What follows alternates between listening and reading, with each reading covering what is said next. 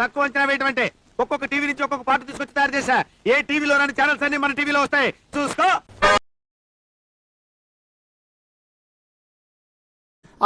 ఆవిడ మీరు అమ్మా నాన్న ఆట ఆడుకుంటున్నారు పక్కెళ్ళి.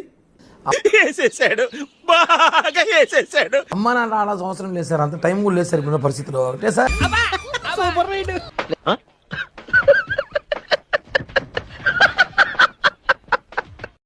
ఆ వీడియో మార్ఫింగ్ అంటారా? 1000% మార్ఫింగ్, 1000% మార్ఫింగ్, కోటి నిజమా? ఇవ్వండి, కోర్టులో చూసుకుందాము. కోర్టుగా నిజంగా కిరణ్ రాయల్ అని చెప్పి వాళ్ళ ల్యాబ్ పంపించమని చెప్పండి, వాళ్ళ ల్యాబొరేటరీస్ పంపించమని చెప్పండి.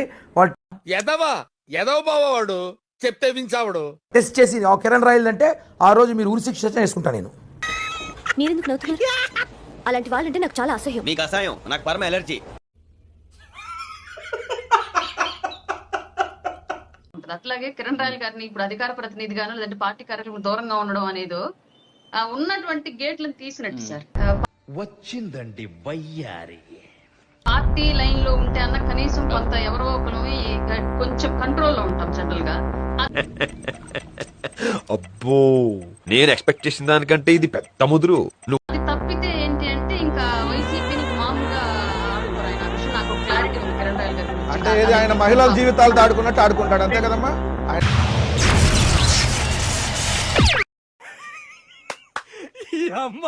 మహిళల జీవితాలతో ఆడుకున్నట్టుగా మాతో ఆడుకుంటాడు, అంతే కదా? యాజ్ ఎ మహిళగా మీరు మాట్లాడుతుంటే అయిందా, బాగైందా? ప్రతిదానికి ఓవర్ ఎక్స్ప్రెషన్. అసలు నిజంగా భారతదేశంలో మహిళకి వేరే మహిళకి చాలా తేడా ఉందని మీరు నిరూపించాలమ్మా. మీరు ఎంత క్లారిటీగా ఎథిక్స్ గురించి జనసేనాలే మాట్లాడాలి, జనసేనాలే ఎథిక్స్ గురించి మాట్లాడతాం.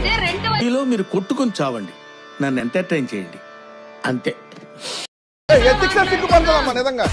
ఎథిక్స్ గురించి మీ జనసేనాలు మాట్లాడాలి. మళ్ళీ అవునమ్మా, భారతదేశంలో మహిళకి మీ వేరే మహిళకి తేడా అదే.